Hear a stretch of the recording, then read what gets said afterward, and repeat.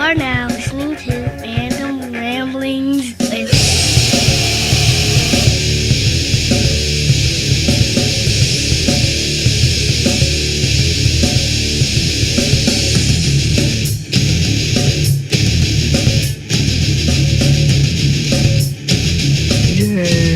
Yay! Yeah! Well, hey! Welcome to Wakanda. Wakanda forever, motherfuckers. Man. Yes, Wakanda forever. What y'all think, man? I thought it was excellent. Yeah. Like Bill and Ted's Excellent Adventure. Yeah. No, I loved it, man. I love seeing it. The fucking movie, the movie looks great. Yeah. Yeah. It's Like, just a pretty film. Yeah. Yeah. Same here, man. I mean, I told somebody after I saw it, I mean, like my childhood basically came to life. You know what I'm saying?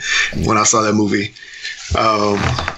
Yeah. I mean, I you know, just from knowing stuff about the comics, reading the comics, and then being like a big Superman, Batman, Spider-Man fan, but, you know, not having the black man show up like that. Finally, he did. Yeah.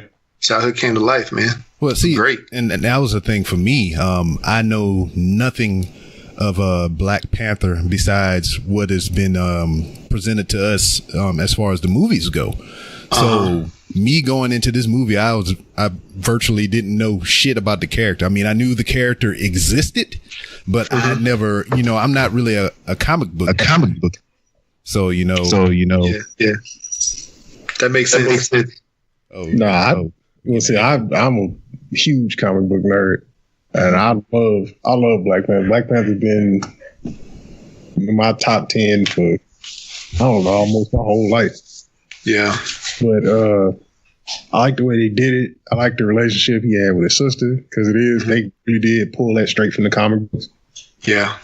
And the one thing I was really proud of is they got the Dora Milaje right.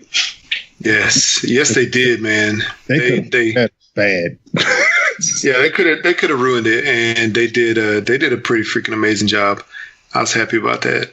I'm gonna say, like, I mean, I've known I'm probably more Black Panther the last like 5 to 10 years rather than the whole life, but yeah. From everything that I read, you know, in the comics, the stuff that I just knew just about the lore of him all, and then, you know, obviously the way that they presented him between the Captain America Civil War and this movie, I think they did him justice. The Dora Milaje, I mean, you know, we had Jackie Brown, we had like some badass, you know, like black women in movies. You know, Pam Grier basically played all of them. Yeah. but you know, back in the 70s at least, but. You know, the Dora Milaje, man, they stepped it up. Yeah. Yeah, they did it. They did it right. Yeah, they did it right. And they were unrelenting. You know, they kicked some tail. I loved it, man. I thought that was great. So I mean, obviously we know we all love the movie. So what did you wear to the movie? Did anybody cosplay at the movie? Well, at y'all's theater?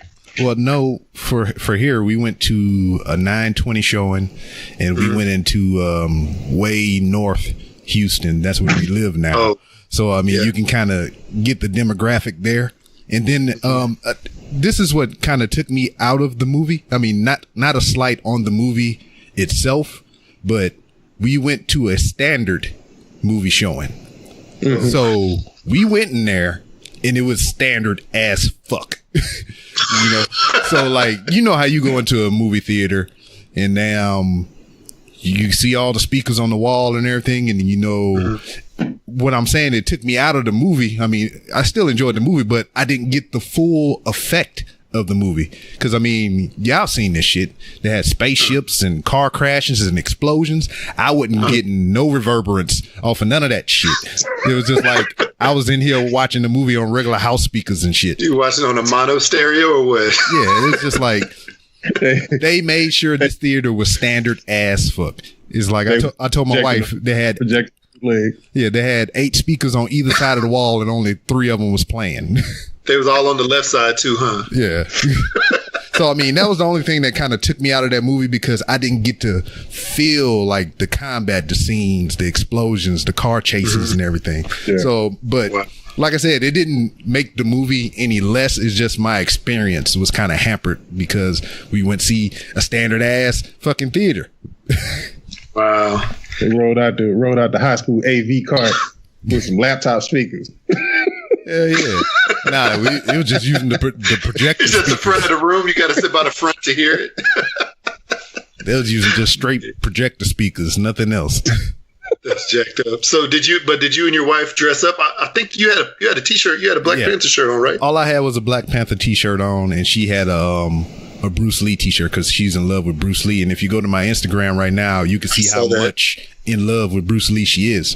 But I thought all the Bruce Lee stuff. Yeah, but I think that was cool because when we were introduced to Black Panther, what was that, Winter Soldier, he did a Bruce Lee-esque pose when they was on the rooftop fighting. So I thought that was a cool correlation just between the shirts that we wore. That's pretty true. That's true. Chuck, what about you, man? Do you wear that comic book front shirt you showed? Yeah. So I mean, I had to rep, but I'm not big on cosplay. Just because I'm a big dude. Well, shit, and you like rocking leotards and shit. It's not my shit. Man, you could have been Umboku. Yeah, that's what I was about to say. No bullshit. I could have been. Yeah, that's pretty dope. I might go get me some gorilla fur. Yeah, I know, right? Put that gorilla, like do the white gorilla head on top. Hell yeah, that'd be dope. Yeah, man. I just wore my Coming to Wakanda t-shirt. That's sort of like the Coming to America t-shirt. I got some compliments too. Dope. I like that. That was nice. Yeah, teespring.com.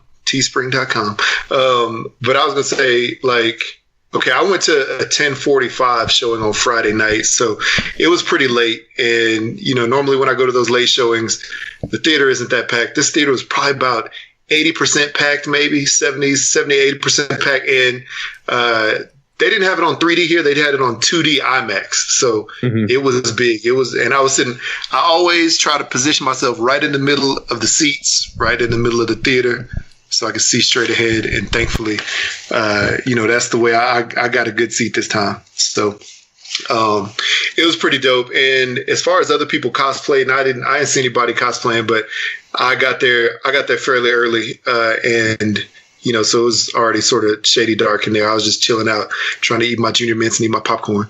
But what was cool at this theater that I saw that I hadn't seen at any other movie opening weekend, especially with all these new superhero movies and stuff like that coming out, big movies, they had, like when you go to Disney World or Astroworld back in the day, and you had to wait in line, to go onto a roller coaster, and they had the switchbacks to wait to get in line.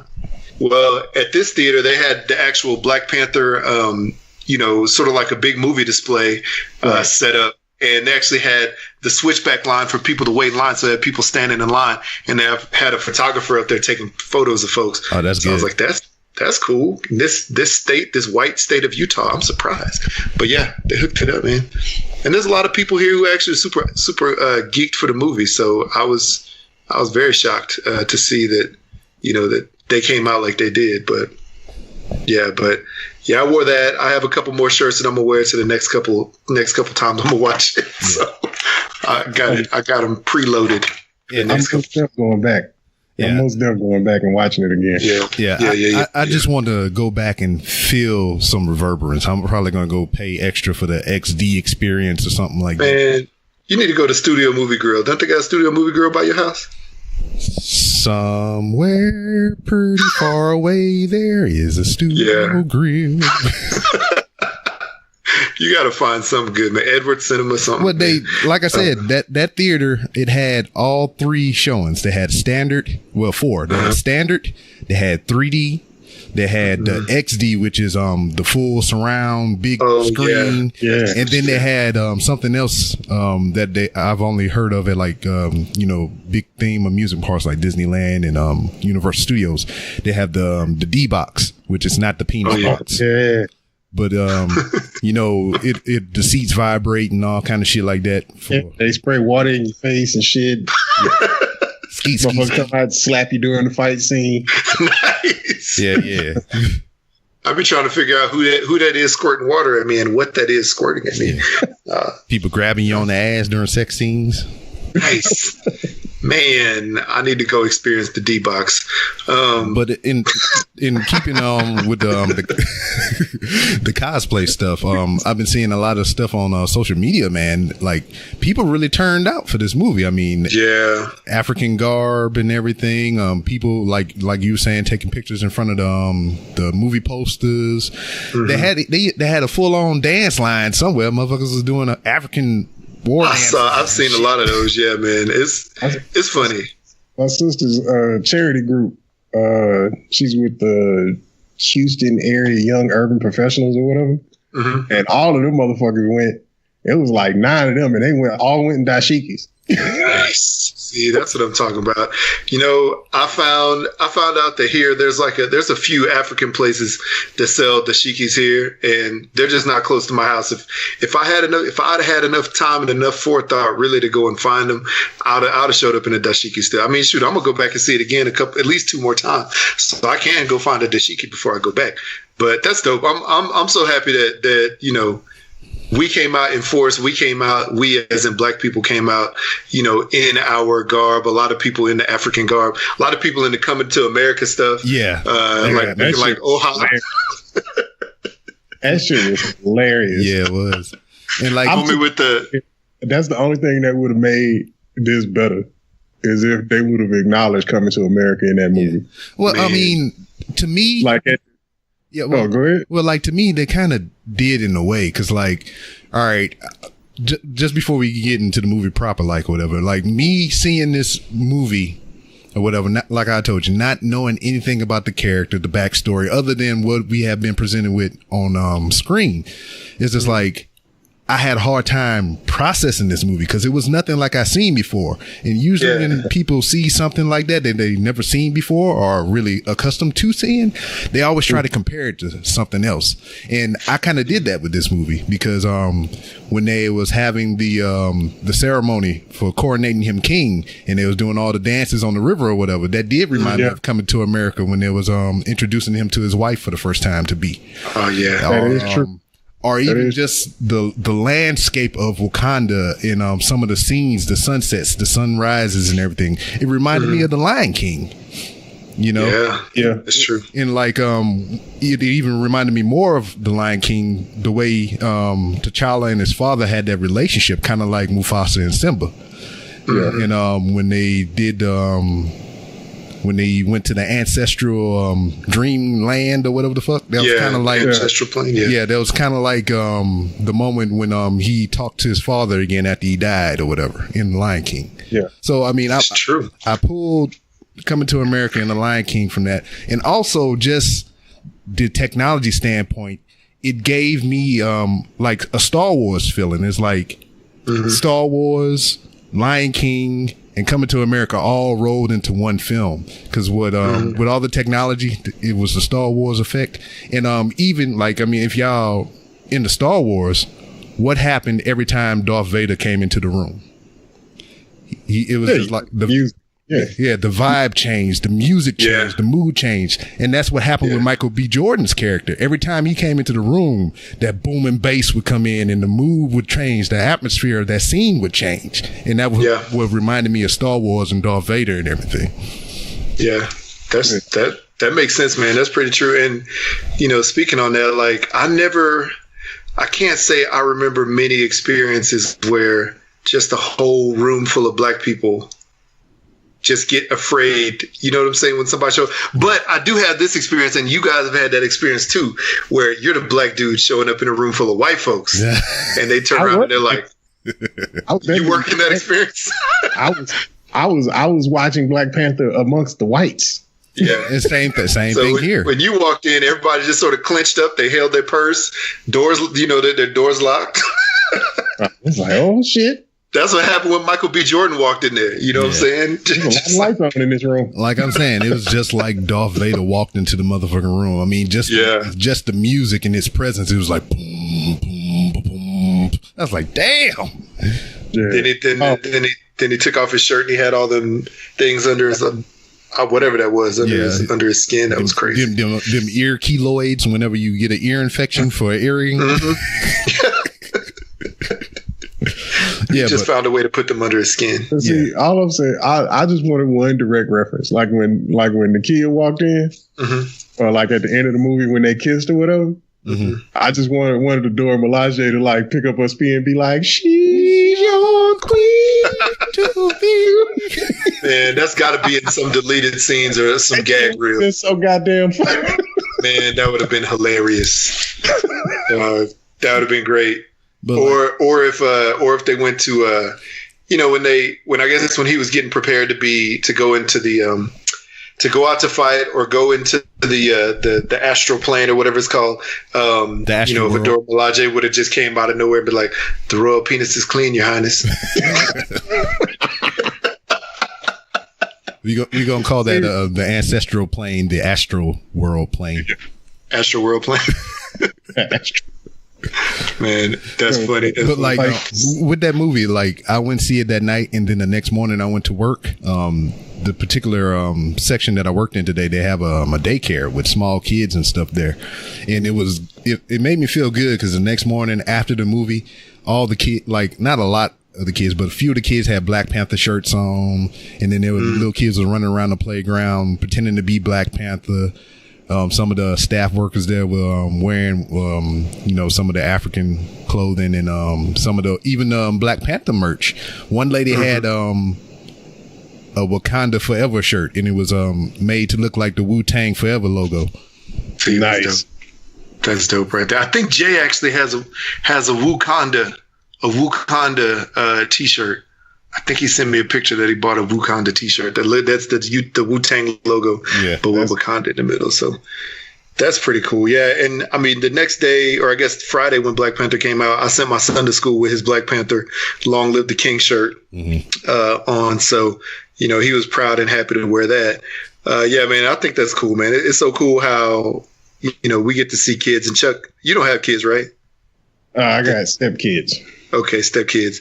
At least no kids that you know of. But don't think about that. Right. But I mean, to see kids, to see black kids, and my kids are mixed, so even see them get excited. I mean, my daughter, the first time I showed her a picture of Shuri, and I was like, she's a princess, and my daughter was like, she don't look like no princess. I was like, yeah, she's a princess. My daughter was like, oh, she doesn't have a long dress and she's not wearing a crown. And I was like, well, not all princesses look the same. So then I gave my daughter a couple of my issues of Black Panther that she read, and she was like, I like it now. I can understand how she's a princess now. And then of course now, seeing the actual pictures of her from the movie with the little, with the face paint, and in some of her royal clothing, you could see it now. So my daughter thought that was cool. But yeah, seeing that and seeing kids really get amped about it. I mean, it just like B-Rob talked about Star Wars. I mean, it's just going back in those days, when you watch those movies over and over again, and even coming to America, you watch it over and over again because you're like, man, I can relate to some of this, or I think it's pretty dope. I think it's cool. I think it's the future. So I can't wait to be able to fly like these people and all this stuff.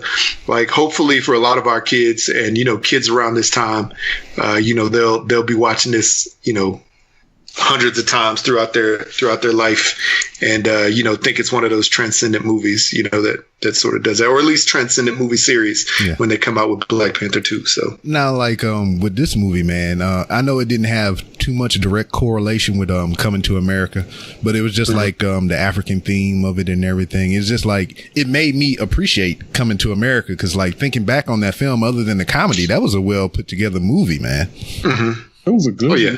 It's a legit good movie. Yeah. Oh yeah. I mean, Coming to America has been in my top 3 since the first time I saw it. I gotta say that. It's to me, that's that, Trading Places, and probably Beverly Hills Cop is Eddie Murphy's 3 best movies. Oh yeah, bar none, That's true. Harlem Nights. Harlem Nights is up there. Yeah, he got shot in the pinky toe. Yeah, she got shot in the pinky toe. Okay, so what's that? Yeah, no, I was just gonna say, like, just this movie. I mean, this, like, even if it didn't have any association with Marvel whatsoever, this could be a bona fide standalone movie. I mean, they did it that way too. For the most part, it's just like there were no other outside references of Marvel characters. There was no Thor, there was no Loki, there was no Tony Stark, there was nothing associated from Marvel except for the 2 characters that they use to push along the story. You know, like the 2 white guys, and then did you see the deleted scenes at the end though? You know what you talking about, the end credits? The last 2 post-credit scenes. Oh yeah. That's what I meant. My bad. Yeah, and Bucky, I guess that's about it. Hey, spoilers. What? Oh, my bad. That's too late for that. Well, we haven't spoiled anything so far, but that was like the first bona fide spoiler. Well, guys. The one thing I can say, though, is that out of all the worlds that Marvel's created, this was the most interesting. Yeah. Like, because, I mean, I love the way Asgard looked. Yeah. In the Thor movies and Guardians, you know, they made space look cool. Yeah. But, like, Wakanda's the only place I wanted to live. Yeah. Well, it's like, I can hang out here for a little while. You want to go try to find your long lost relatives out there. And that was the thing. That's what they kind of did with this movie, is like they made not so much Black Panther and Killmonger and all these other characters the focus. They made Wakanda the focus. Yeah. Because the world was fucking great. Yeah, because like it started off in Oakland, then it transitioned into Wakanda. Then they went back. Then they went to like Japan or somewhere, or Shanghai, some shit. Then they went back to Korea. They went to Korea. Then they went back to Wakanda. You know, everything focused on Wakanda, and you know, it made you not want to leave that place, like how y'all was saying. Yeah, that was pretty dope. Yeah, I mean, the world of Wakanda, just thinking about it and you know, seeing it in the comics and then realizing, oh wait, they actually, you know, it's actually a land that the rest of the world just thinks, you know, just like a sheep village, you know what I'm saying? Like a little country that's like a third world country that nobody would ever want to go to. But then they, you know, when it's dope when they first fly in their in the royal spaceship or whatever, and your royal spaceship is clean, Your Highness.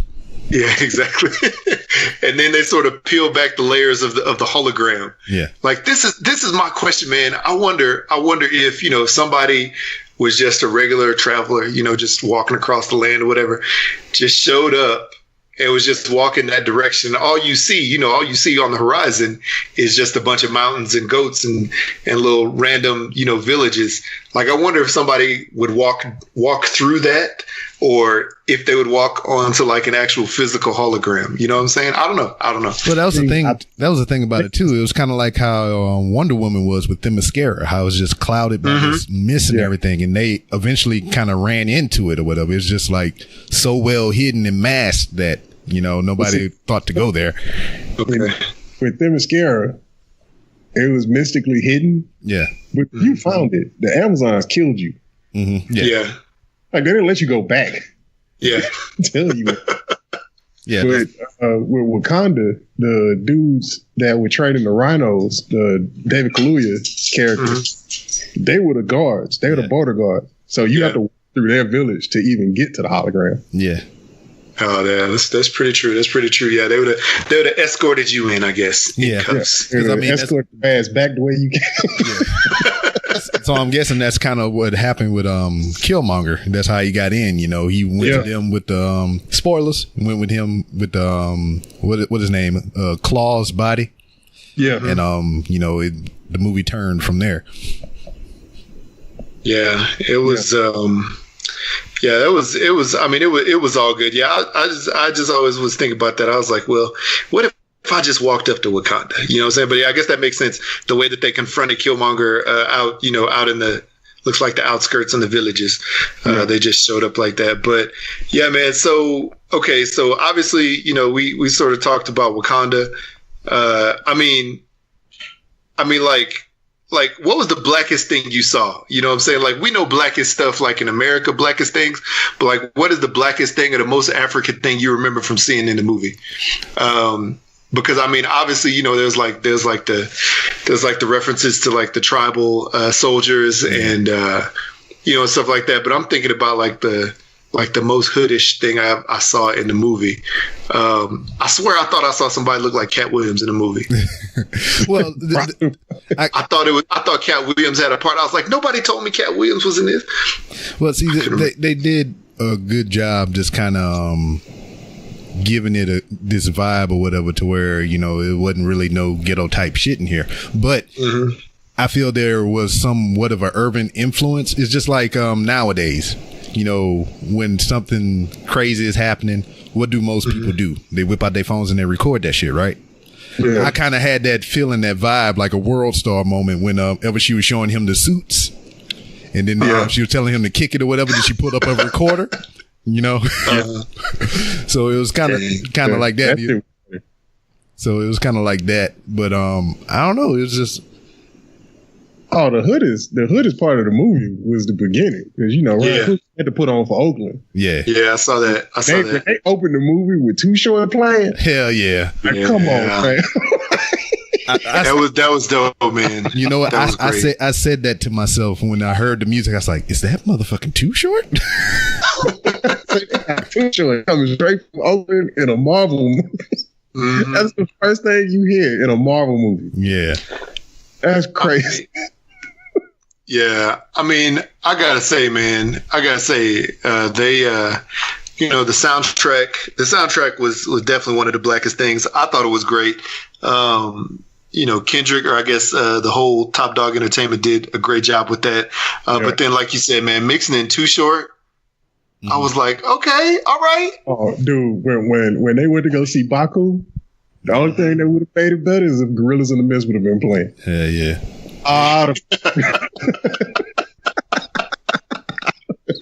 Man, you know what though? You know, okay, a couple more things I thought was like a couple of the blackest things. Well, first of all, the Dora Milaje, I can't remember which one of the ladies it was, but she cut a look that you would only see from a black woman. She cut a look, I think at that Korean lady when they walked in. Yeah, she cut a look at her. I was like, oh, dude, don't mess with her. And then the gorilla guys, M'Baku and his people, they reminded me of like a bunch of Qs. Mm-hmm. You know what I'm saying? Like, they just reminded me of a bunch of Qs, because they were just because most of the Qs I knew in college were like some big dudes, either like really big muscular, or they're just like some really big fat dudes. And they always seemed, you know, pretty intimidating. You know what I'm saying? Yeah. And they come into a room loud all the time. You know, so they reminded me of a bunch of Qs. So I thought that was pretty dope. Yeah. It's like, it was a lot of that stuff. It was just like the attitude of the characters and everything. It's just like, you know, just the whipping of the neck and everything. Like, no, you didn't.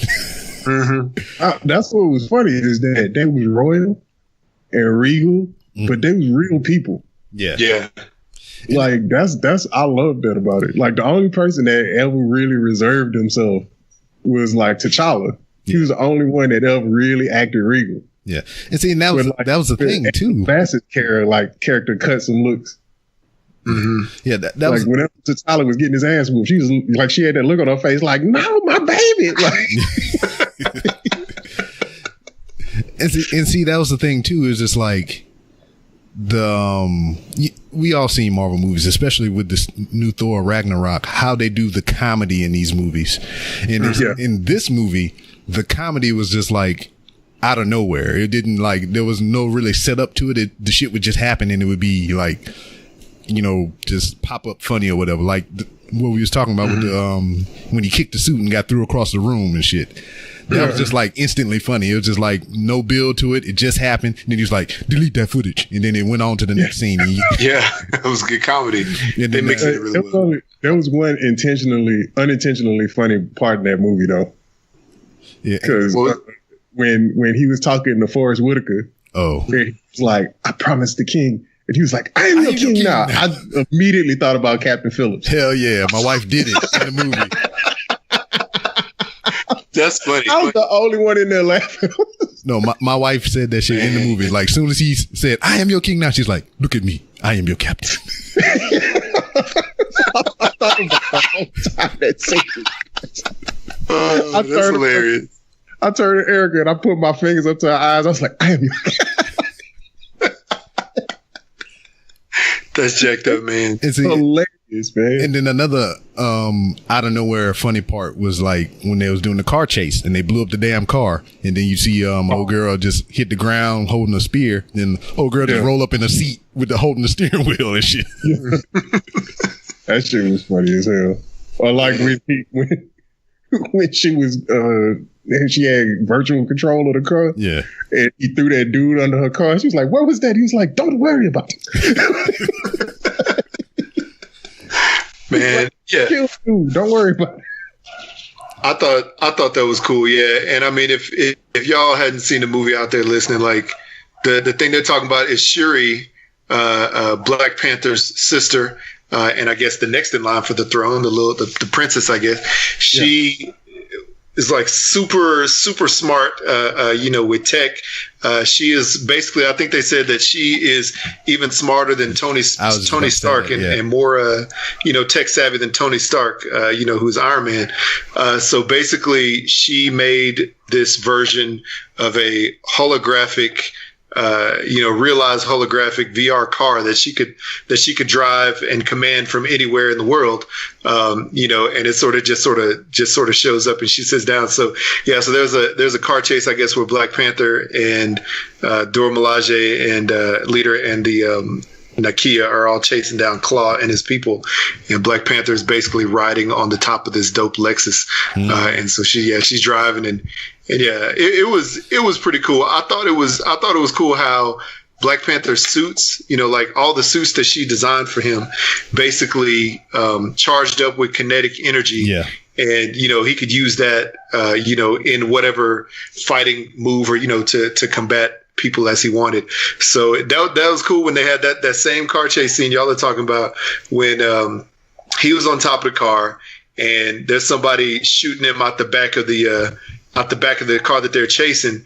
And, so you could see his suit like turning purple. It's like vibing up, it's charging up, and he's like, go around the truck. And so, he cuts, so they cut around this 18-wheeler that's sort of blocking the view and the shot path. And then as he cuts around it, he does like some kind of crazy flip on the car and basically, does an EMP, EMP grenade on top of the car and just disintegrates it pretty much and does a backflip, lands back on the Lexus. Man, that car chase scene, and not even the car chase scene, before the car chase scene when they had the casino fight scene in Korea. Yeah. Man, that's crazy. Another thing about that in that fight scene. What's that? Danny Garrard, the lead, Dora Milaje, kicking ass in that fight. Man, I was like, dog, I need to learn how to fight with a spear now. Yeah. But with that damn the tech though, like it's just like anything, it just like blew away all the things that Tony Stark had. And like the car, it wasn't even a specific car that you had to have. It was just a random car. Yeah, it was just like they threw this little disc on a random car and she could control that car as long as the disc was on it. Yeah, that's right. Yeah, that's what they did with that plane. They threw one of those discs on there and they let that dude fly it at the end. That shit, man. That shit was dope. Yeah, that was pretty amazing. That was amazing just to see that. And of course, he's like, I don't know how to fly this plane. And she's like, well, I made it. You were a great fighter pilot, and I made it American, so he fly it. Yeah, she I can't wait until Tony Stark sees that. Mm-hmm. Yeah, and he's in the room with Shuri, and he realized that he probably isn't the smartest person in that room. Yeah. Exactly. That'd be funny. Oh no! Or even if you get or even if you get the three of them together, you get Tony Stark, Bruce Banner, and her in the same room. Yeah, that's funny, man. Yeah, it'll be a bunch of foolishness in there because Tony Stark will try to, he'll try to use his wit and arrogance, and Shuri won't be having that. She'll whip out her two little Black Panther gauntlets or whatever, and start shooting him. Man, I don't know, man. Like, okay, who was the best and who was the worst in this movie? Now, yeah, I'm here we go. That's kind of what I was waiting on. It's like, I don't think nobody was bad in this movie as far as the acting goes, but the fighting. This kind of put me in the realm of, as much as I defended the series, but it kind of put me in the realm of Iron Fist.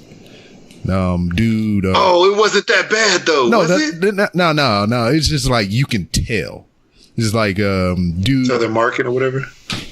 You can just tell that dude had no formal training or whatever. Yeah. See, this,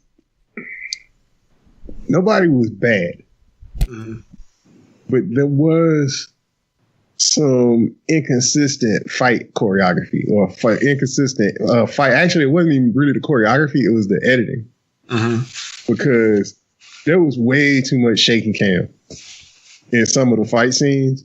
Yeah. And I don't know if they was using that to cover or if they just thought it would look cool. Cause like the best fights were with Black Panther were when he was out of the suit in the water fighting people. Because there they just filmed a fight. Yeah. Yeah. When he was in the suit, they CGI'd, it was too much quick change. Like it was crazy. Like, just let them fight. Yeah, just let them fight and teach them how to fight. Yeah. Well, see, that was before the film. But like Danny Garrett, when you watch Dora Milaje, like she does all of that fight training for Walking Dead. Yeah. So she can handle herself on screen. Like she looked good in every fight scene she was in. She looked great. Yeah. Yeah. You could tell that like 90% of it was her. Yeah. It was just T'Challa, man. It was just, I was just like, man, it's just like, whenever he was fighting outside of the suit, like you were saying, it's just like a whole bunch of cut scenes, man. It's just like a whole bunch of different cuts and edits to kind of like mask that it wasn't fluid, it wasn't smooth and everything. Cause, he did train. And I know the dude that trained him. Like, I don't know him personally, but I know the guy who trained him. It was Maurice Crump, the guy that Maurice Crump was the man. Yeah, like you interviewed, yeah. Who interviewed him? Didn't you interview him on your show? I tried to. Oh, that's right. No, but I've been yelling from the top of my lungs about this Maurice Crump guy, and he would fit so well as if they made him Blade, he would be the best candidate. Yeah, because he'd be a great Blade. Yeah, because his style, just the way he fights, is just like it's just so Blade like. And it's fluid, it's cool, but it's powerful. Like you gotta watch. Who's that? The Protector 2? Yes. Yeah. Oh, that fucking movie. Look, Maurice Crump is bad. Yeah, watch The Protector 2. Go to his YouTube page. He has some fight reels on there, really good. And watch this old crappy ass movie called Wrong Side of Town. It has Ja Rule in it, Rob Van Dam, and Dave Bautista. He's in that. Nice. That's what we need to call. We need to find out what Ja thinks about this movie. Well, it's Ja. I need to make some sense of all this. Why the hell Ja Rule wasn't in the goddamn movie is what I want to know. He could have been the only one in Wakanda with like his African dress skirt and some Timbs and a spear. And then anytime somebody died, he'd be like, "It's murder." Exactly. I don't know, man. I don't know about Ja Rule in the movie, but whatever. I don't know, man. I'm trying to think. Yeah, like y'all said. Somebody died. Somebody dropped. Did he drop? Did Chuck drop? I think. Oh no, he fell out. You back? Are you there? Nah, he fell out. Oh. He said it got too real for him. We started talking about Ja Rule and he had to leave. Let me see if I can.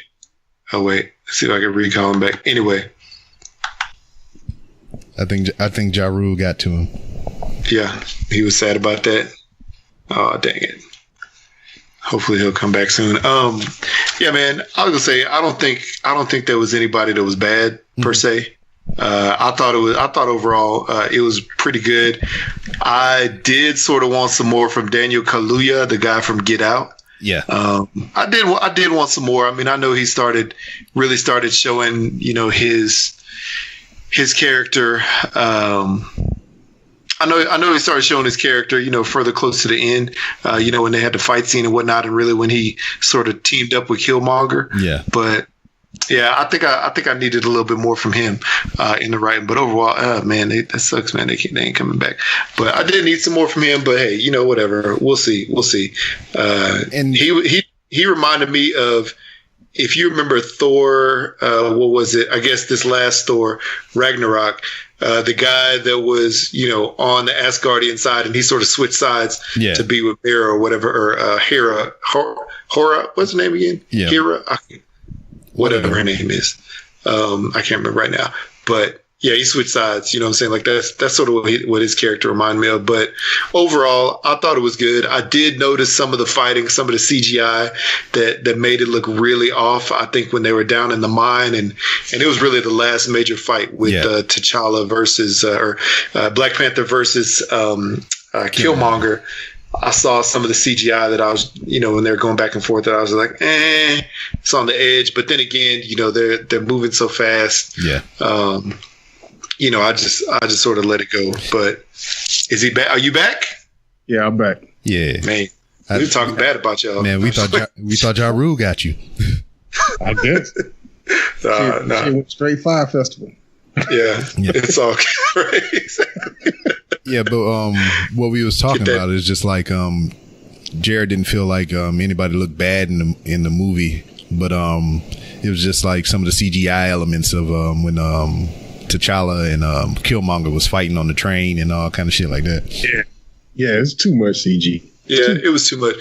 But I do know this, though. I do know that they, the location where they had that fight, obviously on a vibranium train track, in the middle of the vibranium mine down in the earth, there's going to be CGI. I understand that, and I knew there would be some stuff to that. So, whatever. I just let that one go because that was a good fight. So that part I don't mind. Mm-hmm. It's them being CG. Like there was obvious points. Oh yeah, both Killmonger and T'Challa were just CG characters. Because mean, that's true. And they used that way too much. Yeah, I believe they could have did it better. They could have used some practical effects mixed with the CGI, I believe. Because when they was getting battle damage on the suits or whatever, well, not battle damage, the ion beams was kind of phasing out their powers of the suit. Mm-hmm. You could tell from the neck down that was all CGI. I believe they could have just did, an actual suit with some damage to it. And kind of did some CGI elements to that, but they just did full on CGI body or whatever, and it was kind of weird. Yeah, like it should be used to augment. It should never be a crutch. It should be the full scene. Yeah, but I mean, I'm not gonna complain. It's sort of nitpicky for real, but yeah. But, I mean, overall, I got zero complaints about it. Yeah. The only thing I really didn't like about the movie is I didn't like that Claw died because I actually liked Claw. I like him too. Yeah, when you talk, he was as Weasley. I loved him. Yeah, he was funny as shit. Yeah, when he was actually, I do have a mixtape. SoundCloud. Give him the SoundCloud link. Let me see. You know what? When he said that, I thought about all of the rappers that we listened to on my show. Like we got all y'all links.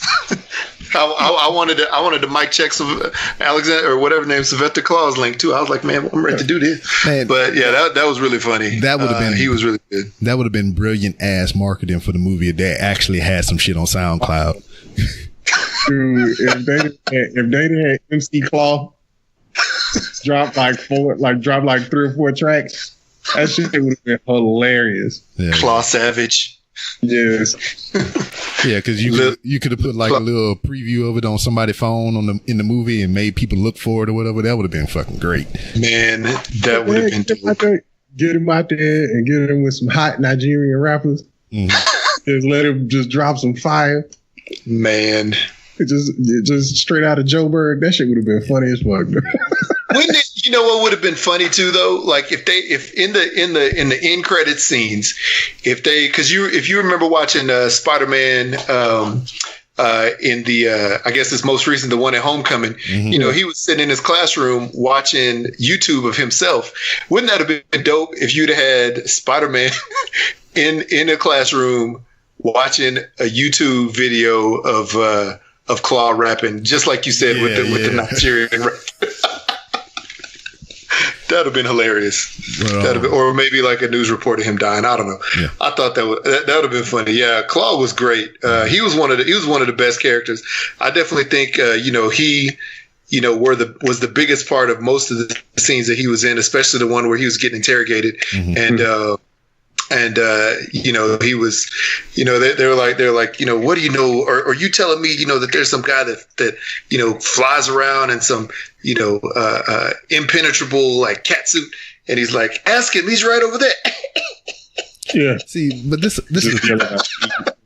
the thing though. That dude is such a good actor, period. But this is the only time you really get to see him as the person. Other times he's freaking Schmeagol and goddamn Caesar the gorilla and he's always like a mocap guy for whoever. I mean, that's the curse of being such a great character actor, I guess. So, and he does great voices. I don't know what he sounds like in real life. I've never actually heard him like speak. Yeah, and that was another thing too about this movie. It's just like everybody had the African dialect, and it was just kind of weird because I never, you very rarely see whole movies to where that's the dialect throughout the whole entire film. Yeah, that's true. And to hear anybody, I don't want to derail the conversation. What the fuck is going on in Britain? How come all British actors can do everybody's fucking accent? I was just about to get to that. It's just like, other than the African dialect, it's just like, watching that movie for so long and hearing it, and to hear anybody else not speak it, it kind of, it was like, whoa, he's speaking English or some shit like that. But, dude, the guy from Get Out, he's British and he does an English accent, and he does this Wakandan accent now. Yeah. I mean, obviously that's a bit of training, but yeah, in Britain, it's so crazy because, the same thing. I used to think that about musicians. I think it was like Coldplay, and then whatever that chick's name is that sings from there now. That's the biggest singer from there. Wasn't it Adele? Adele. I mean, when they sing, even when they sing in English, it sounds like American English. Isn't that crazy? Yeah. I don't understand that. It's so wild. But yeah, man, back on the accents as far as the dialect. Yeah, I don't know how Britain is so good. I mean, I know obviously that's where Shakespeare was, so there's really deep theater roots there. But I mean, come on, man, I don't hear anybody Greek out there, since that's really where theater started doing that. So I don't know, man. It's creepy that they can do everybody's accent like that. Yeah, it's sort of freaky. Because like, look at all the I didn't know Idris Elba was British. Exactly. And then the first time I heard him talk, I was like, what the fuck? Yeah, because I thought he was from Atlanta or some shit. Yeah, because I watched Luther on Netflix. I was like, oh, Idris Elba. I never seen this. Turned it on, and he was just like, blah, blah, blah, blah. I was like, what the fuck is this? Yeah, after seeing, was he on The Wire, right? Wasn't he on The Wire first? Yeah. That's the first time I really saw him. Yeah, and he sounded like he was straight hood from the city. So, I don't know, man. Denzel shot him. Yep. Yeah, I remember that too, man. I don't know, man. It's dope. I'm glad that they had it set mostly in Africa, in Wakanda, and I'm glad that everybody that I could remember pulled off their accent really well. I don't remember hearing one of those people speak and saying, "No, that's a fake accent." I mean, even Angela Bassett's accent was good. You know what I'm saying? The girl who plays Shuri is actually from Ghana, I think. I think she's from Ghana. So she parents Ghana, but she was raised in like Brazil or something like that. Yeah. See, I thought she was born and lived in Ghana for a while, and then she bounced out. Either way, yeah. But her accent actually is from Mexico. Lupita Nyong'o from Mexico. Who's that? Lupita Nyong'o, the one that played. Oh, no. I'm talking about Shuri. The one that played Shuri, she's British too. Yes. Yeah. Crazy. Oh, okay. Well, shoot, I was off. Well, dang, all those Britons, man. It's just a I should have grew up in Britain. I could have been an actor, dog. It's just a mind fuck, man.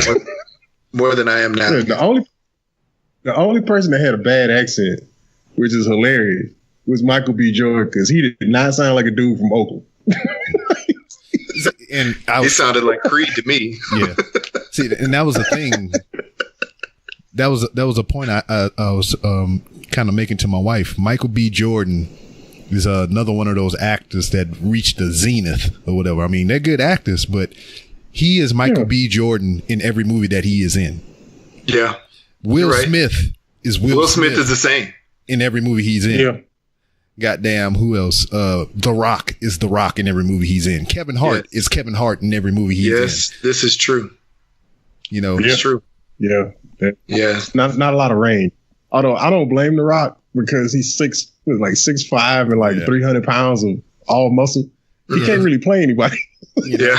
It's just like you always got to be The Rock. Yeah, you know, I just can't see him in a laboratory with a science coat and shit doing algebra or whatever the fuck. That's funny. Yeah. If they make rocket scientists, I would be like, man, if y'all don't get the fuck out of here. Yeah. The Rock. Gonna be in that. Isn't he going to be, what's his name? He's going to be coming up in a DC film soon. Yeah, Shazam. Yeah, he's going to. Oh, Black Adam. No, he's going to be Black Adam. Yeah. Black Adam. Yeah. So I wonder if he'll be playing The Rock as Black Adam. He will. Or if they'll actually switch it up. So he will. It's fine. Be the Scorpion King again? Yes. I hope they don't put hair on him. Oh, you know they will. I saw a picture representation of what his character looks like. I think it was just yesterday, actually, and yeah, he has hair. You know, so it depends on which Black Adam they do. Because if they do a certain run, then Black Adam is bald in a couple of runs of the show, of the comic book. Yeah. But you want to see the best of Black Adam? There's a graphic novel called World War III. Mm-hmm. Man, Black Adam whooped everybody ass in that movie. Nice. He beats the shit out of he beats the shit out of Superman a couple times. He kicked his ass. Yeah. He beat up. And the only way that they stopped him was Batman researched how to change his magic word. So he changed his magic word and didn't tell him what it was. Batman always doing some shit. Access his power. Batman always trying to find a way to go outside the box to be able to find out how to beat somebody. Yeah, just like he has his belt with a little bit of everything to beat everybody in all the little belt compartments. Yeah, he's just like Batman. He's like, I'm going to have this just in case. Just in case. Yeah, that's funny. Got his bat shark repellent. Well, yeah. So, okay, one of the fight scenes I wanted to talk about was, because we're just bouncing all around this movie. So one of the fight scenes I wanted to talk about was the last big fight scene. So, I mean, we remember from the previews. Mm-hmm. We remember from the previews seeing Black Panther sort of walking up, with the smoke around and walking towards a group of people. So when I saw that in the previews, I thought that would be his trial, his fight trial against Killmonger. Yeah, I thought that would be, but in fact, that was actually, I guess when they thought he was dead, the gorilla people saved him in snow, which was really funny because I don't really think of gorillas living up and high in the mountains. And then, they brought him back to life with the heart-shaped herb. Mm-hmm. And so, yeah, he came back. I thought it was dope how, basically these Wakandan airships started to take off, and then you see one crash immediately. Yeah. And you're like, what was that? It was like a missile shot it. You know what I'm saying?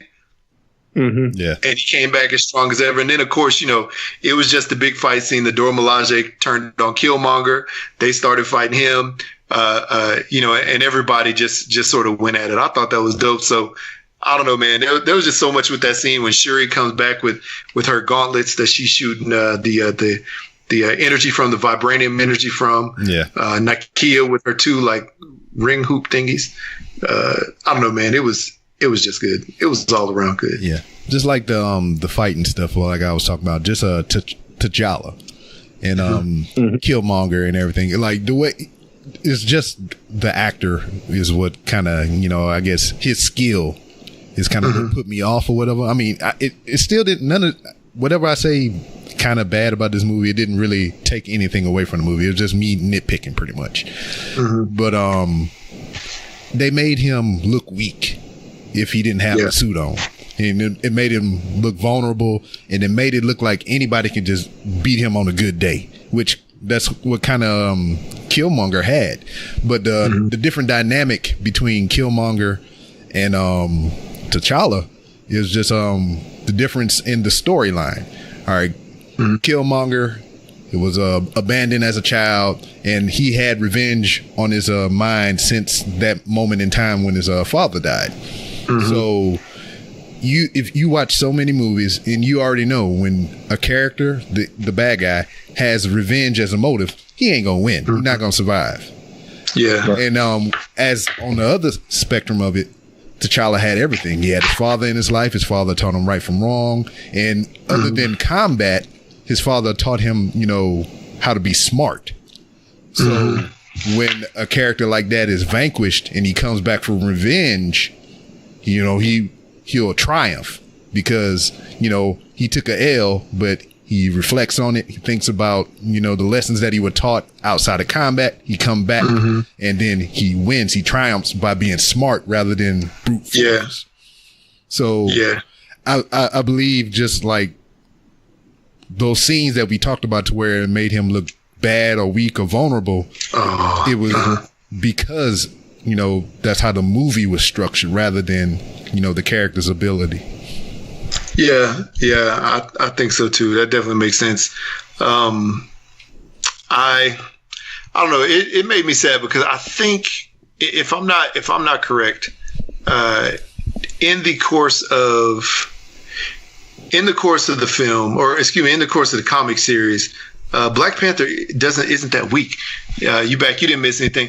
In the course of the comics series, though, like Black Panther doesn't strike me that weak without the suit on. I mean, obviously, I know that he's like, you know, otherworldly when he does have the suit, but like when he doesn't have the suit, from what I remember, I mean, he always looks ripped. He always looks strong. He always looked like he could fight somebody without the suit. But then when he gets the suit, you know, that's what takes him to the Superman level. You know what I'm saying? Well, I don't know.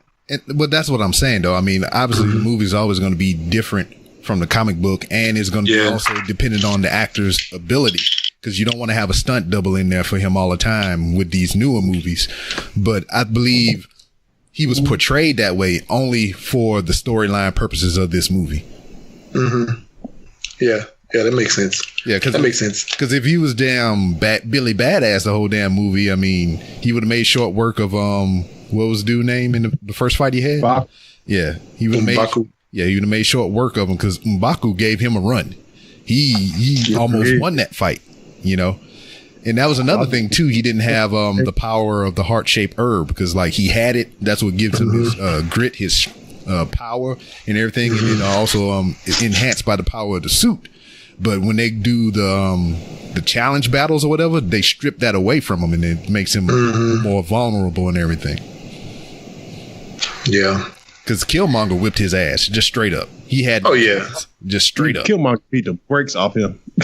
Yeah. And it was just like I said, it was like Darth Vader showing up. The music changed, the whole mood of that fight scene changed. It was just like picked him up, threw him off a mountain. He's like, get the fuck out of here. What is the movie where they had a movie fight? I can't remember who was fighting, but like the main guy, the good guy that we're all rooting for, got his back broken. Batman. Batman? There you go. There you go. Dark Knight Rises. So that I was waiting for Killmonger to put him up on his shoulders and just like sort of do like a little jump and crack his back and be like, "This is your king," and then like throw him over the side. But that didn't happen. But yeah, but the way that Killmonger beat him down was just sort of how Batman got beat down. Yeah. In that movie. And it goes back to just what I was saying, man. When when the bad guy has revenge on his mind from the beginning, he will not succeed. He might take the small victory, but he won't win the overall battle, because the hero is going to take that L. He's going to reflect. He's going to retrain his mind, and he's going to come back and he's going to whip ass. Yeah, that's true. Because I mean, even when he came back, Killmonger was still whipping his ass, but it took him to use his brain rather than his skills to defeat him. You know. This is true. See, that's the thing, is like that was, it was different because they make T'Challa a lot younger in this than he is in the comic book. So I'm hoping that they have him, because they have him kind of like Tony Stark, but he can fight a little bit better than Tony.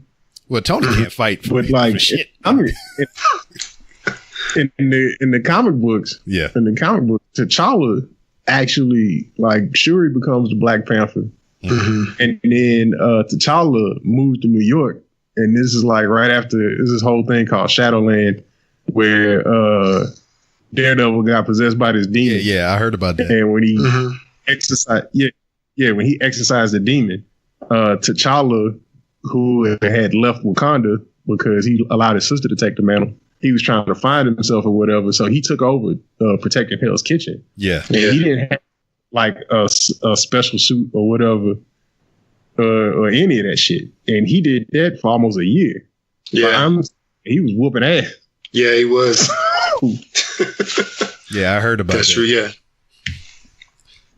but like, I had a point that I was going to bring up, but I forgot it. I was listening about the Daredevil shit. But all in all, even like, he had his T'Challa had his Tony Stark moment. It reminded me of Iron Man 1. This is one of the post-credit scenes, the first one. It's just like he went up to the United Nations, he went to the podium, and he announced that Wakanda would be aiding the United States, you know, the United Nations, and you know, technology and advancements and everything. And one of the foreign leaders was like, what can a simple farming country do to help, you know, the world? And it was just kind of like that moment in Iron Man 1 when he revealed that he was Iron Man, you know? Yeah. And he had the smile on his face. Exactly. That's exactly what that scene reminded me of. Yeah. That's funny. Yeah, that makes that. It's basically like almost a mirror image. You know what I'm saying? That scene.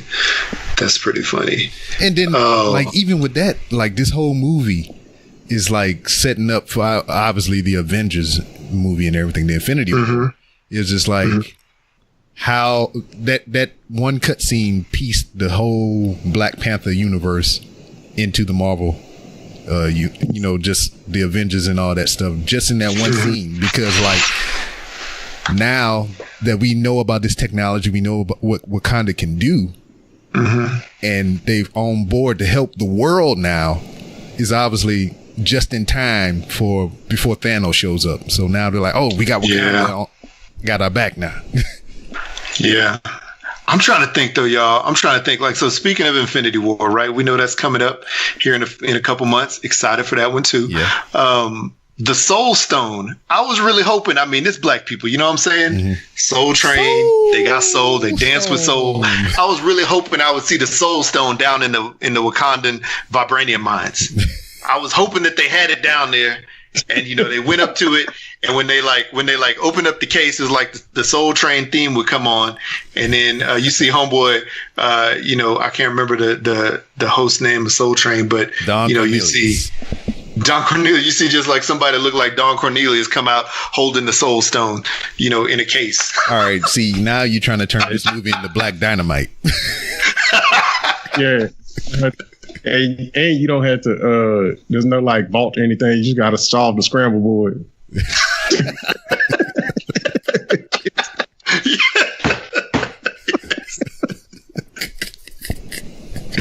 You know, though, like, but yeah, I'm trying to figure out, because we know that Thanos is going to come. You know, we know he has his Infinity Gauntlet, and we know that it has a couple, or I guess from the trailer that we seen for Infinity War, we already see him, dropping a couple of stones on there. So we know they're not all, they all haven't been seen. The Soul Stone dropping and jewels, the Time Stone are the only gems that we haven't seen that haven't been dropped yet. So the Tesseract was in they got the Avengers. All of them have been revealed except for the Soul Stone. Where's the Time Stone? Time Stone is in Doctor Strange. Oh, that's right. You're right. What am I talking about? I forgot about that one. Yeah, so Soul Stone is the only one we hadn't seen yet. So I was like, man, come on. It would only make sense. This is the only part of the Marvel Universe that has rhythm. Why not put the Soul Stone in this one? And that's the thing, because the Avengers, the Infinity War movie is going to be split into 2 parts.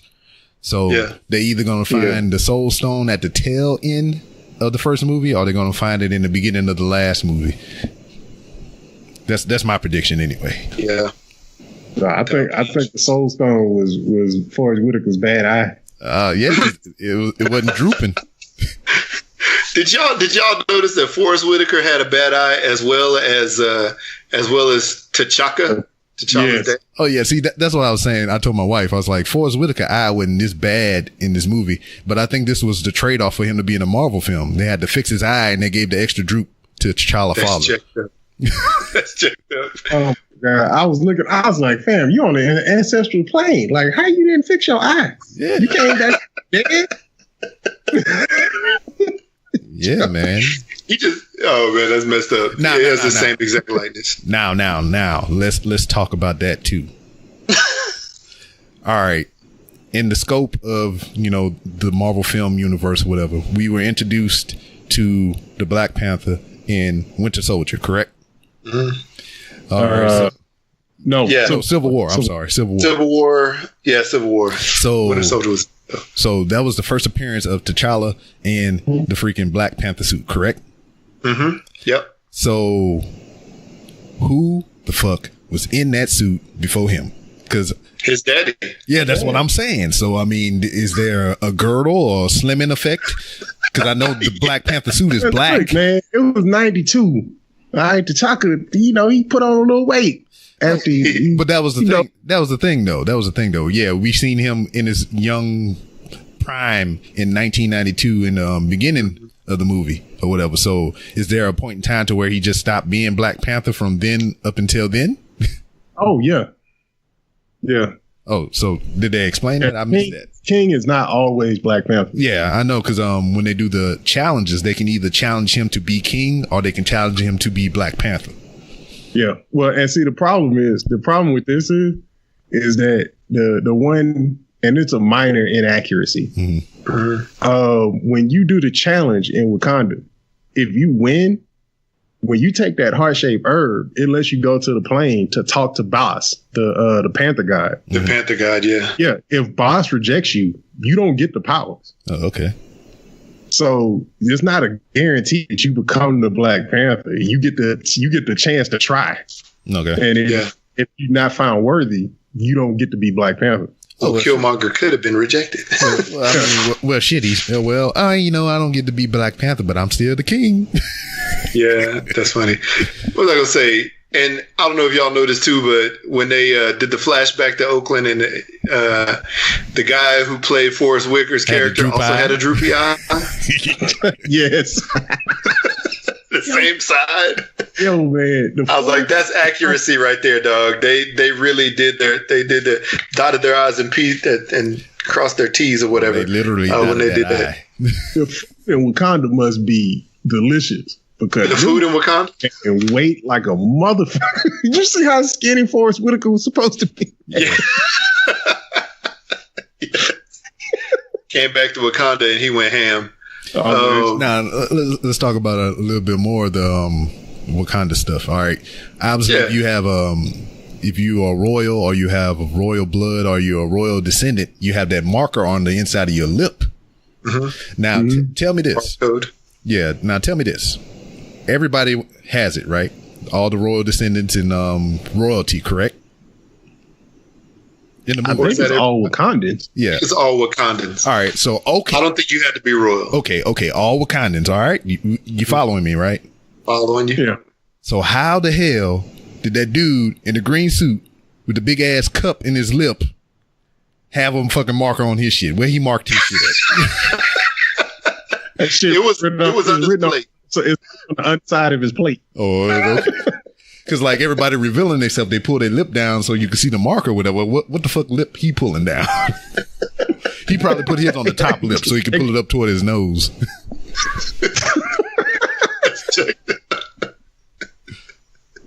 Oh man, that's funny. I didn't even think about that, about where his was. Hey. That hurt, dog. Like I'm telling you, every time I saw that dude, my mouth hurt. Cause I was like, man, it felt like my bottom lip was about to stretch off. Yeah. Every time I saw home, and I know that's for real. I know that's like, that's I know part of that's their culture. like legit traditional, real African. But I mean, come on, dog. Well, that just hurt. It's like these people who put those big gauges in their ears. Yeah, and that's and that's not something that you do right then and there. I mean, that's over time. You have to do that shit. You got to start with a little plate. Yeah. Like, just imagine, like, the first one he had, probably when he was a kid, they probably put a quarter. Yeah. like a Wakandan coin. And then they scaled it up to like a saucer. So it was like just like a regular water bottle cap, and then they put a Gatorade bottle cap. But Joe, my problem with it though is that they showed everybody with their delegation, right? Yeah. Mm-hmm. Nobody but him had it. Yeah. I know, like he was the only one. I feel like a bunch of people played a prank on him. Like, Yeah. he was a kid, and they was like, "This is what we do," and he was like, "All right," and he went out, and now he's stuck with it. but like even that, like when they brought Killmonger in for the first time, he was in the throne room with all the council, and it was like, ask me my name, and then it was just like the music changed, and it was just like he was like, and he said his whole name proper like and shit, and I was just like, oh man, that shit is just like throw as fuck, man. But then, like, when everybody else mouth dropped, homeboy mouth was already dropped. Oh yeah. You can't never be surprised. I did, right? Never, no, not once. Like, man, I've been surprised all my life. No, there was somebody in Wakanda, like, you know, when they started showing some street scenes when they were walking through Wakanda, there was somebody. I saw quite a few people in Wakanda with the plates in their lips. I think the dude I think one of the dudes I thought was what's his name, Cat Williams. I think he had a plate in his mouth, but it was a smaller plate, so I guess he wasn't as far along as the other guy. Yeah, but yeah, man. As far as Wakanda itself, like I was just thinking, like, if I lived in Wakanda, like, what would I do for work? You know what I'm saying? I probably had to put myself in some tech field. You know what I'm saying? Some development field. But I don't know, man. Like, what would y'all do in Wakanda if y'all worked in Wakanda? I don't know. I'd probably just be trying to mac on Siri or whatever. See if she can make me some cool shit. Nice. It'd be like, man, let me get that Xbox One XXXXXXXXX. Sure, be like, you are a brother with no job. All you do is try to hit on me. Hey. Oh, he dropped again. Nah, man. I'm thinking like, oh, we back. Yeah. I don't know, man. I think working in Wakanda would be cool if you were not a goat herder. Yeah. You know what I'm saying? Everybody else's job is dope except for the people who live out in the outskirts who like sit there with the sticks trying to hit the goats and keep them in line. I don't know what my job would be, man. I'd probably be doing some shit with marketing or something. I'd be like, hey, just marketing in Wakanda? It'd be like, hey, man, because I'm talking about like moving forward. You know, he just announced that like we about to reveal ourselves. You know, so I want to be in the forefront. And I'm be like, yeah, man, check out these damn Wakandan Air 37s and shit. You know, they the sneakers. Yeah, the sneakers. Yeah, I thought that was funny. She's like, I called them sneakers, but I think they actually had a really good, it's sort of a tie-in to Back to the Future when they talked about the shoes, the Nikes, talking about the shoes, because I think they had a reference. Shuri made a reference to Black Panther. T'Challa is telling him about the movie that he loved from the 80s. About the guy with the flying shoes. So, or not the flying shoes, but the shoes that automatically lace up or whatever. But I thought that was dope. But no, man, I'm just thinking about that, like working in Wakanda. I don't know, man.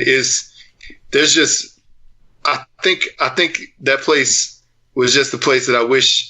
I mean, I know we spent a lot of time in Wakanda, and I know they had a few of the street scenes where they walked around the streets, but I wanted to see really more. I don't know. It's just sort of like, to me, I don't know. I don't know how this probably gonna sound bad, but to me, when they were walking through the streets of Wakanda, it almost seemed like it was a throwaway rather than giving us more of the culture of the streets of Wakanda. But maybe they didn't have enough time for that. I don't know. I mean, like I said in the beginning, it's just like the movie was more about Wakanda, but it didn't show you like the nooks and crannies of Wakanda. Yeah, I did get to Wakanda. So maybe we'll see that eventually in another version of Black Panther. So final of thoughts? all the people, I don't know. No, I don't have them yet. But of all the people from the movie, do we think that any of them, the Dora Milaje, do we think Shuri, do we think any of the characters from this movie could have like either a standalone Netflix or even a standalone movie? I think they could do something with the guard, the King's Guard, all the women. Mm-hmm. I believe they can do something cool with that, like the training rituals or how to get chosen or something like that. Mm-hmm. Or even just show strictly about Wakanda, the different tribes and everything, just the stuff that you was just talking about, like the stuff we didn't see. They can do a Netflix series on that. What if they did like an old school martial arts version, but with the Dora Milaje and having a Koye story? You know what I'm saying? Mm-hmm. Yeah, and with like the messed up audio compared to the mouth and all, like that'd be dope. Like, see, I think if they did do a standalone, it'd be cool to see Shuri in a standalone movie, and she'd be like a spy, like Wakanda's top spy. Yeah, because with all the tech that she knows, all her knowledge with that, I think she would be a really cool spy, especially if she gets into those movies like if y'all seen Atomic Blonde, you know what I'm saying, where she has to be sexy. You know what I'm saying? I'm looking at it right now on my floor. Exactly. Yeah, or like Nakia. Or Nakia. Nafem Nikita. Hold her own. Yeah, and actually, I think they. I can't. I think they tried to take some of the elements from La Femme Nikita and work it into the Dora Milaje's characters. Maybe just the fighting. I can't remember, but yeah, I think that would be cool. Both of them would be. Both of those situations would be some cool standalone series. Maybe Netflix, like a Netflix thing. I think it would be cool actually to see a Killmonger series.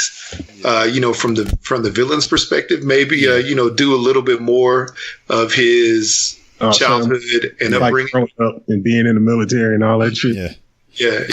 But then the whole time, having it tied back to his what is it, like his want and need to get back to his home, or I guess where his dad's home country is, and avenge his father's death. Yeah. You know what I'm saying? Like I think that would be cool, because I think that they fleshed out his character enough in this film that it isn't just like a throwaway Marvel villain. It's like a memorable Marvel villain. I think it's cool. Obviously, he died, so we won't really be able to see him come back again. But we also know that in superhero movies, people come back. So we'll see. We'll see what happens with that. I don't know if he'll come back, but we'll see. The person that deserves a solo series on his own is Claw. Yeah, Claw. That would be good. That would be good. Like, could you imagine seeing him go all over the world and like stealing vibranium and stuff like that, and just going all over the world, being sort of like an international playboy, dropping SoundCloud mixtapes? Yeah, I'd be down for that. Yeah, Claw would be good. I also want to see. I want to see like a short web series of the Gorilla Clan. Yeah. Yeah, Baku was one dude where, like, when they had a little heartwarming, touching family reunion and everything, and he was like, "Are you done?" Oh, God.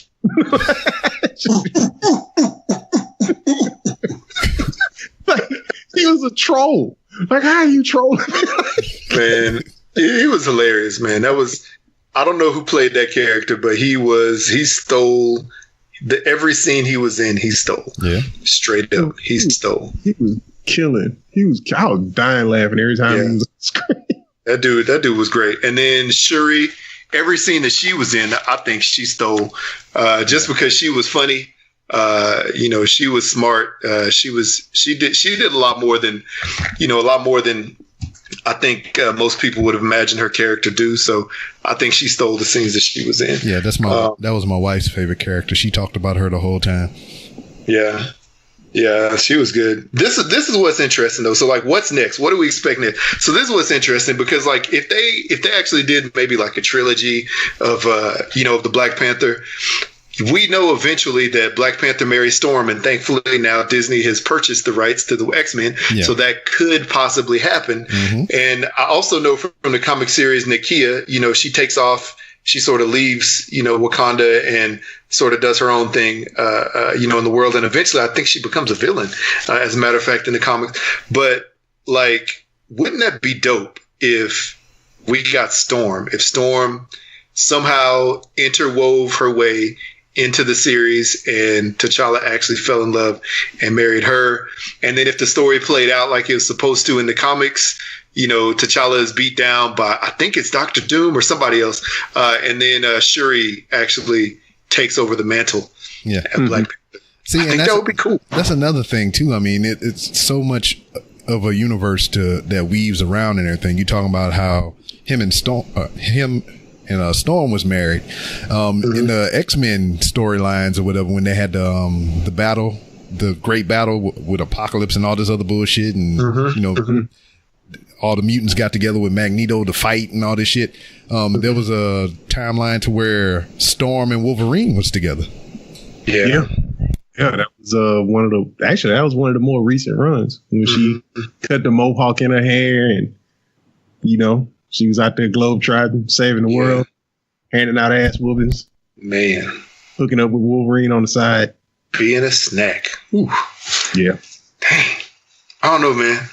That's interesting. What do y'all think? What do y'all hope to see next from this? Maybe the Black Panther next, or maybe in Black Panther in the next coming Infinity. Say what now? What do y'all hope to see next or expect to see next for Black Panther or Black Panther in this Marvel series that's coming up, Infinity War? Well, with all these new characters, this is the way how I see it. Thor, Iron Man, freaking Captain America, all the original characters, the Hulk, all this is going to come to a head in Infinity War. And I believe that like, not so much probably the characters, but like the actors themselves. I mean, they've been playing these characters for years now. Mm-hmm. And this is just where we retire all these old characters and all the new characters start to split off and do their own thing. And you might, since Disney owns all these rights to all these different characters, you might start seeing some of the stuff that you were talking about. Because they have other characters that play Iron Man. They have other people that play take over for Thor. They got all this stuff they can go to. It's just like they can cycle out these actors now, the ones that have been playing it for many years. So I believe after Infinity War, you're going to start seeing a whole bunch of these spin-off movies and everything. So you can probably get a trilogy out of Black Panther. You can probably get more out of the Ant-Man, which you're about to do, because you're getting the Ant-Man and Wasp, whatever. The Guardians of the Galaxy. I mean, they got new characters introduced into that universe. So I mean, Infinity War is just going to be like, boom, all right, this is done. We got new actors, new characters, and let's do another phase with all these different people. Yeah, and they have new Avengers as well. That's one of the series. As long as they don't bring back the Fantastic Four and try to put Black Panther up in there like he's supposed to be in one of the runs, like I think I'll be good with that. What do you think, Chuck? So the way I see this going is in Infinity War, like they have to lose, right? Yeah, the first movie. They had to come back in the second movie. Yeah, the first one. I think the way it ultimately shakes out is a bunch of heroes die. I think Cap's gone. I think Iron Man dies. I know Iron Man is going to be gone because Tony Stark's was not Tony Stark. That's his name now. Robert Downey Jr. I know he showed interest in not playing that guy anymore. So and it's too expensive. Yeah, they're giving him like $40 million every time he plays Iron Man. Yeah. So I think Tony dies, and since T'Challa's a trillionaire, and obviously Wakanda has the technology, and they can cloak themselves, they can hide an entire country from the world. I think he becomes the new Iron Man. Yeah, I think he's going to be the one that's bankrolling, and he's going to be the tactician and the leader. Yeah. Bucky's going to become Cap. Yeah. Or Falcon. It's going to be one of those two, depending on which round they go. Yeah. See, that's what I was talking about just a couple moments ago. It's just like how they can just weave off into all these newer actors and characters. Yeah. It's going to go away, but I think that's what's going to happen. And I think at some point they're going to let Shuri wear the costume. Man, that would be dope. Like at some point, they're going to have, it's going to be a female Black Panther at some point. Yeah, I think that would be cool. I think it'd be really cool to actually see her, see that come to life. I mean, any of this extra stuff that happens in the comics, I think it's always cool when they go one step further and go like off the beaten path from what you really think may be happening. Just like Guardians, like nobody expected Guardians. First of all, nobody expected to come out. When it came out, nobody expected to be about anything. And then it was a big hit, you know what I'm saying? So hopefully, and now obviously they're like really woven in. And this is what I'm thinking. I just remember this. So the last Guardians, we saw that the gold people were basically creating somebody in like a pressure cooker. Yeah. So it's probably going to be Adam Warlock, right? Yeah. Yes. And so I'm thinking Adam Warlock. I don't know if he's going to show up in this first Infinity War because I know that he was in the comic book series of the Infinity Gauntlet. So I don't know if he's going to show up in this first one, but I know he's going to show up and he's going to do some wild stuff. So I'm interested to see what happens when he shows up, and then he comes to Earth, and everybody's like, "Who is this gold dude coming out of nowhere?" You know what I'm saying? Who's this gold dude floating down to the planet? Yes, soul glow indeed. Now, what I want to know is where in the fuck is Howard the Duck? Howard the Duck, yeah. We seen him at the end of the first Guardians of the Galaxy. Where is he at? He's out there trying to find Large Marge on the side of the road somewhere. I think, look, they got to do something with Howard, like a web series, something. They have him in a comic series, right? Yeah. He got a comic run. That'd be cool if they brought back live action. Him and Rocket got their own comic books. Yeah. Guardians 1 came out, but yeah, like I want to see Howard back, like on the big screen, man. And that would be cool if they did a remake and brought him, maybe not a remake, but just brought him back. I think that would be pretty dope if they actually brought him back. So we shall. So there you go, Howard the Duck. That's great. That would be cool if they actually brought him back and wove him into this thing. Man, I think that's cool. Well, okay. I guess I don't know. Y'all have any final thoughts? What y'all think? Good movie, man. I wanted to see it again. I almost woke up early this morning and tried to find the earliest show so I can watch it again before we started recording. And then I stayed up like probably about a good hour and a half last night after hooking up all this theater equipment in here. I went on Kodi and tried to find a bootleg copy so I could watch it at home. But look, this is what happened though. This is how good this movie was.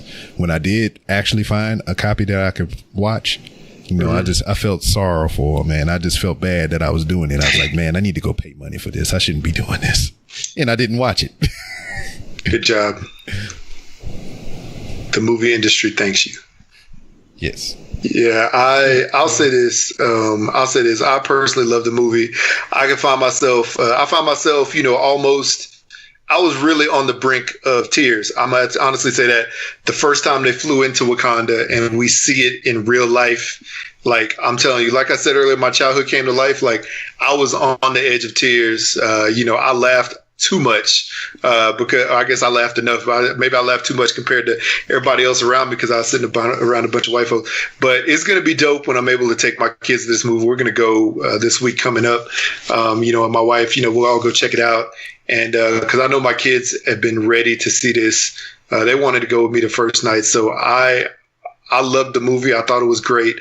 I really hope that this movie is one of those movies that is, like I said earlier, we watch it 100 times, or our kids get to watch it, over and over again over the course of time, and it just becomes one of those maybe quotable movies, or maybe just a movie that's just so memorable, that you want to be that person when you grow up, type of thing. So overall, I thought everything was on point enough for me. There was some inadequacy or some inaccuracies, but I got over it just because overall this is the hero that a whole segment that basically the other largest segment of American society really needed to see. You know what I'm saying? So I'm glad we finally got it. Yep. $192 million. Man. I need to go drop another $10 on it real quick then. Yeah. Man, by the time Monday rolls around, because they don't stop counting the numbers until Monday, it's going to hit at or close to 250 in the first 2 weeks. This is gonna make like $500 million in the first 2 weeks. Yeah, so, I think it's already surpassed Ultron if it hit 192 in its first weekend. Yep, pretty sure. Fifth highest opening in February. Man, that's dope. That's dope. What do you think, Chuck? What's your final thoughts, man? It's a great movie. It's something that I never thought I'd ever see. Mm-hmm. And I'm glad that I got to see it. And I'm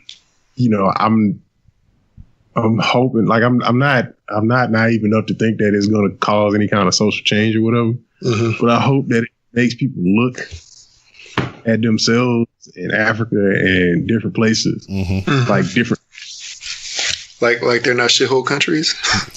Yeah. I want people to because I grew up in Houston around a bunch of Nigerians and Koreans and Vietnamese people and shit. So even though I've never been to those countries, I've met people. Mm-hmm. I've known people my whole life from around the world. Yeah. And I never fell into that stereotype. And I hope this makes people take a second look if they believe in those fucking stereotypes. Yeah. Yeah. That's dope. And I want Wakanda shouldn't be a fantasy. It should be a goal. Yeah. Man, I'm telling you, dog, like for real.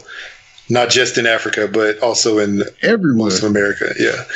Yeah. It should be a goal. I do. And from what you were saying there, there was a part of the film, maybe it was right there at the end, I think, when that B-Rob talked about a couple times when, T'Challa's at the United Nations, saying, the wise build bridges while the foolish build barriers, and just as you said, looking at this place, looking at Africa and looking at, Wakanda as, just not some, crappy third world country, looking at it, with some reverence and with some, with some kind of respect. So I think that was definitely throwing an immediate dagger and shade at our current president for what he called, a lot of people coming from, third world countries. So, yeah, man. So I appreciate, what you said there. I think that's a good way to leave it. Yeah. But before we go, I wanted to tell both of y'all, since both of y'all are on this show and we're all on the same show, I guess, together, that I guess the Hooks Rub family wanted to actually offer y'all a sponsorship. Oh, snap. So I'll have to send over some details later. Okay. You don't have to say yes now, but I'll send over some details later. The Hooks Rub family is not, we have not grown enough to where we could actually pay you actual money yet. Pay me in spices, baby. But and me and lemon pepper, I'm cool. But there's going to be some other, some other kickbacks for you, so you'll be able to get it, at a lot better way than you can right now. So yeah, so we appreciate you. Y'all are two of the biggest vocal advocates about it. Especially when you try to figure out how to spread hooks, herbs, and spices all over your love boxes. Yes. So yeah, man. So been trying to work on this for a while, and happy that we actually collabed on a show, all three at the same time, so we could, so I could, tell y'all at the same time on air. So yeah, man, just want to offer that to y'all, and I appreciate y'all. So for sure, I want my hooks, rubs, and spices onesie right now. My ass out onesie. That is not a product yet, but I'm sure I can make one. So have Jay design it. I'm waiting on it. Yeah. I got product idea. You send out a love box and you tap it in. Hooks, rubs, and spices. Just right. Yeah. You got to watch how it missed out though, because damn, you motherfucker get blinded and be rolling around on the kitchen floor and she be like, "Oh, it's in my eyes." I got some cayenne pepper in my eyes. It's too spicy. Yeah. Nah, that's funny. Tasty blinds. Oh shit, that could be like you can do like a salt shaker. It's like a box, and you put whatever hooks, rubs, and spices that you want inside the box. Then you hold it over your food and you tap the top of it, and the spices come out the bottom like a salt shaker. Boom. Boom, there you go. That's cool. I'm down with that. I'm making the sponsorship work already. Sprinkle hooks, rubs, and spices all over your Wakandan food. All over your Wakandan delicacies. Maybe that was the secret. Maybe that's how Forrest Whitaker and them got so fat. Yeah. There's hooks, rubs, and spices is a thing. It's big in Wakanda. Yeah. It's official spice of Wakanda. Yeah. We got a whole marketing team ran by some dude named B-Rob. Yeah. Man, you get some hooks, rubs, and spices on your heart-shaped fruit or whatever the fuck. I give the king a little extra. Hooks, rubs, and spices so good it makes you lose your lip plate. Oh. Oh, that'll be my thing, dog. I'm gonna pull my lip down and reveal myself, and it'll just be the hooks, rubs, and spices logo. You just have like a lit up under lip tattoo. Yeah. Inner lip tattoo. Man, that's dope. Wow. All right. One final shot about this movie.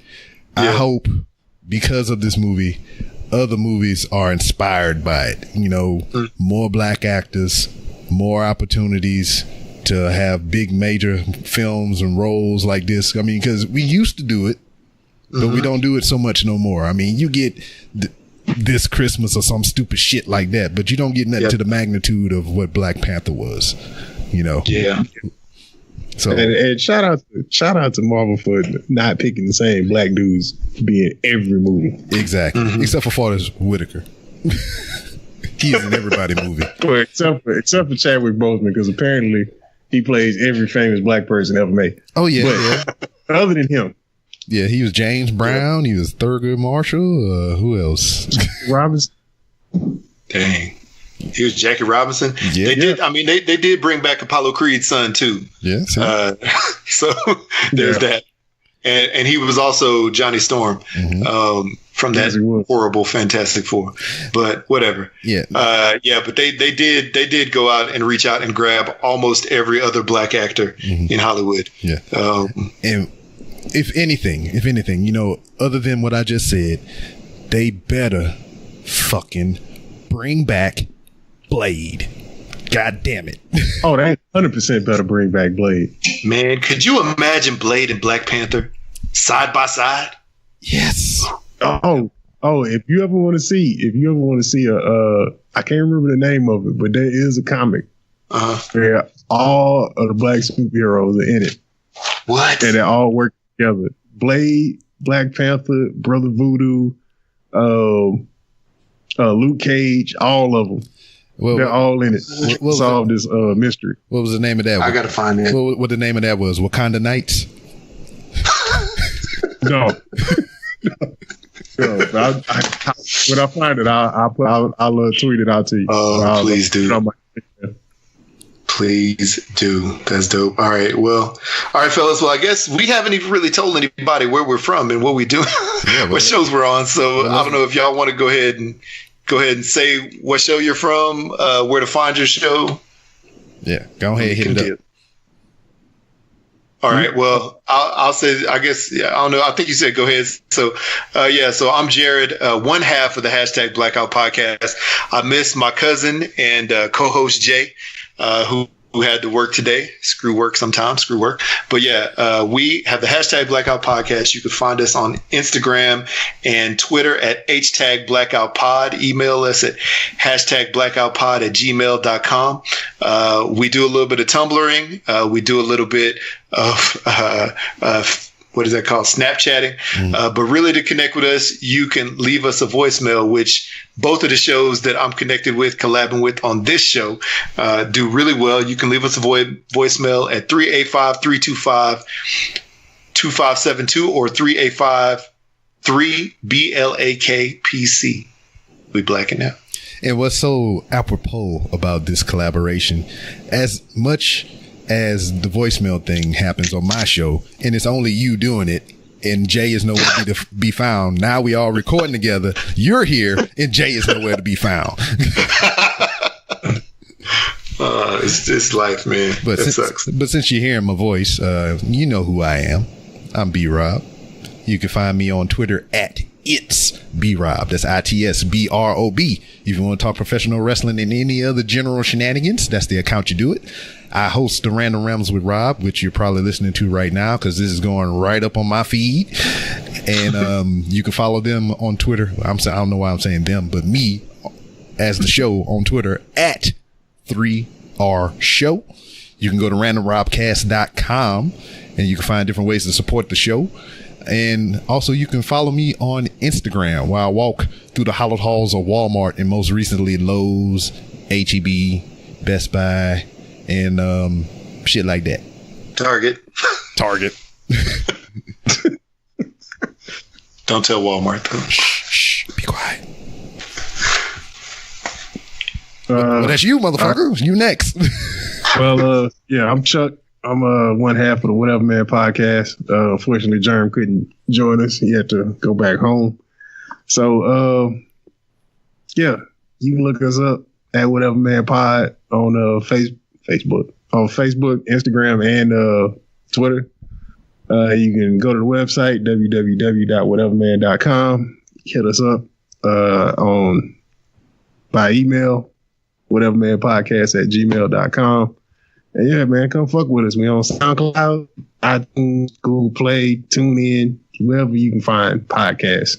Listen to this old bullshit. Yeah. And that's what it is. Yeah. Two of the funniest podcasts I ever heard. I always listen to both of y'all all the time. So thank y'all for putting out great content. It's amazing. Of course, Jay just now at the end of the show sent me a message. How's the show going? Sorry, motherfucker. So he said hello and goodbye. So on that note, I'm blacking out. I'm blacking out too, I guess. Yeah, I'm blacking out my goddamn self. I'm Black Panther and spices all over Wakanda. Yeah, I'm Black Panthering out. Most definitely. I'm gonna cover myself in hooks, rubs, and spices and go to the ancestral plane. Heavy.